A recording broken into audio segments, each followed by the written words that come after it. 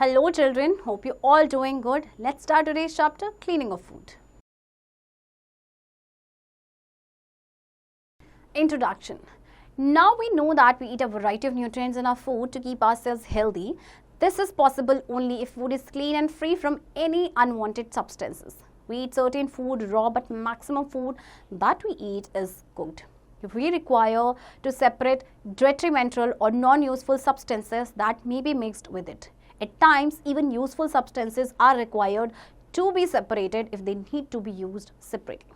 अब देखिए, आप ये तो पढ़ चुके हैं कि हमें वैरायटी ऑफ न्यूट्रिएंट्स की ज़रूरत होती है हमारे फूड में, बट ये भी हमको इंश्योर करना है कि हमारा जो फूड है वो क्लीन हो, उसमें कोई भी अनवांटेड सब्सटेंस ना हो. कुछ ऐसे फूड आइटम्स होते हैं जो हम कच्चा खाते हैं, वैसे मैक्सिमम फूड हम क्या खाते हैं, पका के खाते हैं. तो इसीलिए हमें क्या करना है, जो आपका डेट्रीमेंटल और नॉन यूजफुल सब्सटेंस है वो हमारे फूड में मिक्स ना हो जाए, उसको हमें सेपरेट करना है. The substances to be separated can have particles of various sizes and states. These can be solids, liquids or even gases. Let us know about the methods of separation substances. अब देखिए, ये जो substances है, जो unwanted substances हैं, आपके liquid, solid, gas हो सकते हैं, तो इनको किस तरह से separate करना है, इसके बारे में पढ़ते हैं. Methods of separation. There are different methods to separate substances that are mixed together. Let's learn about them. Threshing. The process to separate the grains from the plant is called threshing. Plants of rice, wheat, maize, etc. contain grains. These grains consist of a thin covering and are attached to a cob or an ear. The crop is harvested when the grains fully developed and are somewhat dried. अब देखिए, threshing का मतलब क्या है कि grains को separate करना from plant से, राइट. जैसे कि आपके वीट है, मेज है, इनमें आपके क्या होते हैं, ग्रेन्स होते हैं. तो इसमें एक थिन कवरिंग होती है जो कि आपके कॉब या ईयर के साथ अटैच्ड होती है. तो जब ये हार्वेस्ट हो जाती है, इनको हार्वेस्ट कब किया जाता है, जब ये फुली डेवलप्ड हो जाती है या थोड़ा बहुत आपका ड्राई हो जाती है.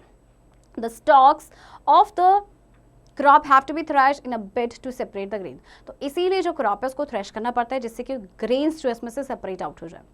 There are several ways by which stalks are removed. Sometimes the stalks are beaten to free the grain seeds. Sometimes farmers make their animals walk over the dried harvested crop scattered on the ground. These days, threshing machines are used for separating the grains with the use of combs mechanically. The thresher is a very efficient machine used to separate the grains from the plant. अब देखिए, बहुत सारे तरीके हैं जिसमें से stocks को remove किया जाता है. कई बार क्या होता है कि जो स्टॉक्स हैं उनको बीट किया जाता है जिससे कि ग्रेन सीड्स उसमें से निकल जाए. कई बार क्या होता है, फार्मर्स अपने एनिमल्स को उसके ऊपर जो ड्राई हार्वेस्टेड क्रॉप्स होती है ग्राउंड पे फैला दी जाती है और उसके ऊपर उनके एनिमल्स को मूव कराया जाता है. और आजकल तो खैर थ्रेशिंग मशीन्स आ गई हैं जो ग्रेन्स को सेपरेट कर लेती हैं. Winnowing. Farmers use this method for separating the mixture of husk and grain. Winnowing is done with the support of the wind, which blows away the lighter husk, leaving the heavier grains to fall down through gravitational force. अब इस method में farmers क्या करते हैं, वो आपका जो husk and grain होता है उसको सेपरेट करते हैं. विनोइंग किया जाता है आपके विंड की हेल्प से. इसमें क्या होता है कि जैसे कि जो लाइटर हस्क होता है वो आपका अलग हो जाता है और हेवियर जो ग्रेन होते हैं वो आपके ग्रेविटेशन फोर्स की वजह से नीचे आ जाते हैं. In this process, the mixture of grain and husk or chaff is allowed to fall down from a height. The heavier grain particles fall down vertically, while the husk, being light, is carried away by wind. Thus, the grain particles form one heap, and a little distance away from this, the husk forms a separate heap. The separated husk is used for many purposes, such as fodder for cattle. तो देखिए, winnowing इस method से की जाती है. एक height से इस तरह से गिराया जाता है.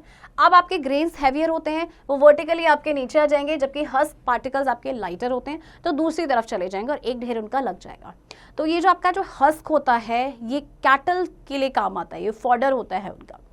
Nowadays, machines have a steadily replacing human effort. In factories and mills, large blower fans are used to blow the air strongly. Today, specially designed winnowing machines with 3 or 4 Cs are used almost everywhere. अब देखिए, machines ने जो है human effort को replace कर दिया आज के टाइम में. फैक्ट्रीज़ में या मिल्स में आपके बहुत बड़े बड़े ब्लोअर्स लगाए जाते हैं, ब्लोअर फैंस लगाए जाते हैं जो कि स्ट्रांगली एयर को ब्लो करते हैं. और कुछ आपके विनोइंग मशीन्स भी होती हैं जिसमें आपके 3 या 4 Cs होते हैं जो आपके हर जगह यूज़ होते हैं. Hand picking. This method can be used for separating slightly larger sized impurities like the pieces of dirt, stone and husk from wheat, rice or pulses. If the quality of such impurities is usually not very large, this method is convenient. You might have seen that before cooking rice and dal, etc.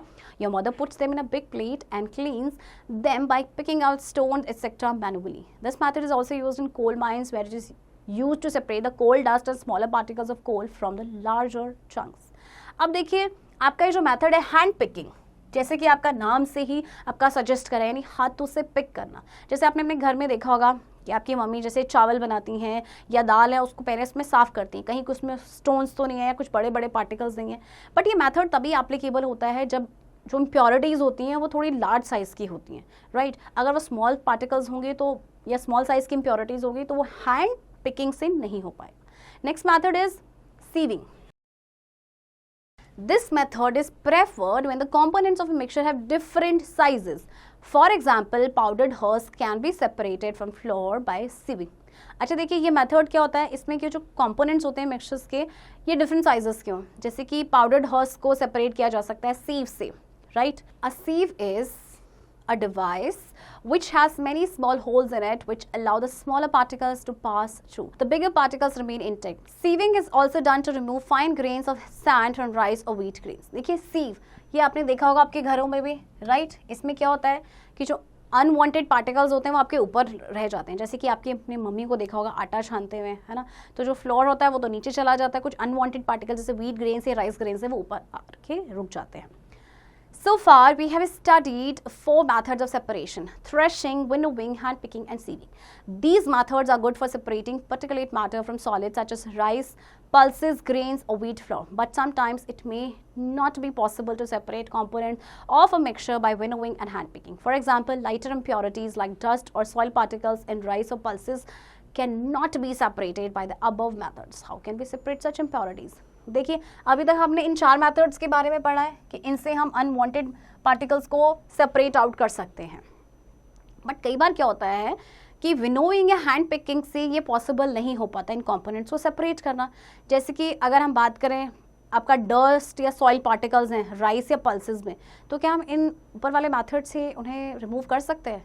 तो फिर हम कैसे करेंगे इन impurities को separate? The mixture of water, grains of rice और दाल and possibly some dust as well as stone pieces are put in a big plate. On tilting it, the water along with the rice slides down, the heavier particles settle down. The separation in layers is called sedimentation. Water that flows out of the plate carries away dust with it. अब देखिए mixture है आपके पास water और आपके पास है rice के grains या दाल और कुछ डस्टर्स में, राइट, या फिर आपके स्टोन पीसेस हैं, एक बड़ी सी प्लेट में रखे जाते हैं। टिल्ट करने पे क्या होगा कि वाटर जो है राइस के साथ स्लाइड हो जाएगा, जो हेवियर पार्टिकल्स होंगे वो स्लाइड डाउन हो जाएंगे, आपके सेटल डाउन हो जाएंगे, और इस सेपरेशन जो होता है लेयर्स में that is called sedimentation. Water आपका प्लेट में से जो फ्लो आउट हो रहा है वो अपने साथ क्या कैरी करेगा? डस्ट को। Sedimentation and decantation. The mixture of water and undesirable solid particles is allowed to stand undisturbed for some time. We see that after some time, the heavier solid particles settle at the bottom, while a layer of relatively clear liquid is seen above it. This method of separating heavier insoluble solid particles mixed in liquid is called sedimentation. देखिए आपका जो mixture है water और undesirable solid particles का, उसको आप थोड़ी देर के लिए अनडिस्टर्ब छोड़ेंगे, फिर आप देखेंगे जो हेवियर सॉलिड पार्टिकल्स हैं वो बॉटम में आपका सेटल डाउन हो जाएगा, जबकि जो आपका क्लियर लिक्विड है वो आपको ऊपर नजर आ जाएगा। तो this process is known as sedimentation. Then the clear liquid is drained off by tilting the container. The top layer of the clear liquid is called the supernatant layer. It is then gently poured into another container. This method of separating the clear liquid from the sediment is known as decantation. अब देखिए आपका जो heavy particles हैं solid आपके settle down हो चुके हैं, ऊपर क्लियर वाटर बचा, अब आपने उसको पोर करना है दूसरे कंटेनर में, तो this process is known as decantation. Activity 3.1. Take a mixture of sand particles and water in a container and leave it undisturbed for some time. After a while, you will see that sand particles settle down and pure water remains over the layer of settled sand. This is called sedimentation. Now, the water can be poured gently into another container without disturbing the sand layer. This process is called decantation. अब आपको क्या करना है, देखिए mixture लेना है water and sand particles का। थोड़ी देर के लिए आप उसे अनडिस्टर्ब छोड़ देंगे, उसके बाद आप देखेंगे सैंड पार्टिकल्स आपके नीचे होंगे, वाटर आपका ऊपर होगा। तो ये तो आपका हो गया सेडिमेंटेशन। इसके बाद अपने क्लियर वाटर को पोर करना दूसरे कंटेनर में बिना सैंड लेयर को डिस्टर्ब किए। तो this process is known as decantation. Now next method is loading. Some particles of clay or sand do not settle down easily as sediments. Such particles are generally found in the river or lake water which become muddy during the rainy season. अच्छा, कई बार क्या होता है, कुछ particles होते हैं ना clay और सैंड के, वो सेटल डाउन नहीं हो पाते इजीली, जैसे सेडिमेंट होता है। तो उसमें क्या करेंगे, देखिए कुछ आपके जैसे जनरली पाए जाते हैं रिवर या लेक वाटर में, जो आपका रेनी सीजन में मडी हो जाता है। These particles do not settle down as they are very light. These can be made heavier by adding alum. The heavier particles settle down as sediment. This method is also used to clean river and canal water for domestic use. अब देखिए इतने fine particles होते हैं, इतने light होते हैं कि settle down नहीं हो जाते हैं, तो फिर इनको क्या किया जाता है, हैवी बनाने के लिए इनमें ऐड किया जाता है एलम। अब क्या होगा, जो हैवियर पार्टिकल्स आपके सेटल डाउन हो जाएंगे एज सेडिमेंट। इस मेथड को यूज किया जाता है रिवर वाटर को क्लीन करने के लिए for domestic use. Activity 3.2. Take some muddy water in a container. Add a chemical called alum to the muddy water. Alum attaches itself to dirt particles. Now the dirt particles become heavy and settle down easily. आप muddy water लेंगे एक container में, उसमें आपको alum add करना है इस muddy water में। अब क्या होगा कि देखिए लोडिंग ये प्रोसेस चल रहा है, तो अब जो फाइन पार्टिकल्स हैं वो हेवी हो जाएंगे और उसके बाद वो सेटल डाउन हो जाएंगे easily. Did you know after canization in food industry, machines are used in most of the processes such as winnowing, sieving, separating pebbles and duds, etc. अब देखिए क्योंकि फूड इंडस्ट्रीज में मैकेनाइजेशन हो चुका है, तो मशीन्स का यूज़ किया जाता है हर प्रोसेस के लिए, चाहे विनोविंग हो, चाहे सीविंग हो, चाहे पेबल्स को सेपरेट करना हो या dirt को separate करना हो। Filtration. Filtration is the method used to separate undesirable substances from a liquid mixture. This method can be used to separate the two components effectively from a liquid as well as from gases. अब देखिए filtration भी आपका एक method है जिसमें हम undesirable substance को किसी लिक्विड मिक्सचर से सेपरेट करते हैं। अब आपका ये लिक्विड और गैसेस में भी काफ़ी इफेक्टिव ये मेथड होता है। In this process, the impurities are passed through a filter. The filter has pores in it that allow only liquids to pass through. It can separate the suspended particles or solid particles. अब देखिए इस method में क्या होता है कि filter का use किया जाता है, फिल्टर पेपर का। इस तरह से देखिए आपका ये फिल्टर, यहाँ पे पेपर लगाया जाता है, फिर क्या किया जाता है, कोई भी लिक्विड है या आपका जिसको हमें सेपरेट करना है, आप इसमें पोर करेंगे तो आपका वाटर होगा, जो वो फिल्टरेट जो होगा वो नीचे चला जाएगा और जितना भी अनडिजायरेबल सब्सटेंस होगा वो आपके यहाँ इस कोन पे जहाँ पे आपने फिल्टर पेपर लगाया था वहाँ पे रह जाएगा। A filter paper is placed on funnel and the liquid to be filtered is poured on it. Thus the clear liquid obtained is known as filtrate and left over material on the filter paper is called the residue. तो देखिए आपका जो clear liquid आएगा filter होने के बाद उसे हम कहते हैं फिल्टरेट, और आपका जो फिल्टर पेपर पे बचेगा दैट इज कॉल्ड रेजिड्यू। अगर हम जैसे चाय हम छानते हैं, है ना, तो उसमें क्या होता है कि जो चाय आपका जो कप में आएगा that is called filtrate, and जो चाय की लीव्स होंगी, टी लीव्स, उसे हम कहेंगे residue. Evaporation. The process of changing water into its vapor is known as evaporation. The process of evaporation takes place continuously wherever water is present. In some parts of the world, salt is obtained by evaporating seawater trapped in salt pans. अब देखिए evaporation आपको पता है, जिसमें process है आपका water आपका vapour में चेंज हो जाता है। अब इवेपोरेशन आपका हर जगह चलता है जहाँ पे भी आपका वाटर प्रेजेंट हो, और आपको पता है सी वाटर से जो सॉल्ट है ऑब्टेन किया जाता है by the process of evaporation.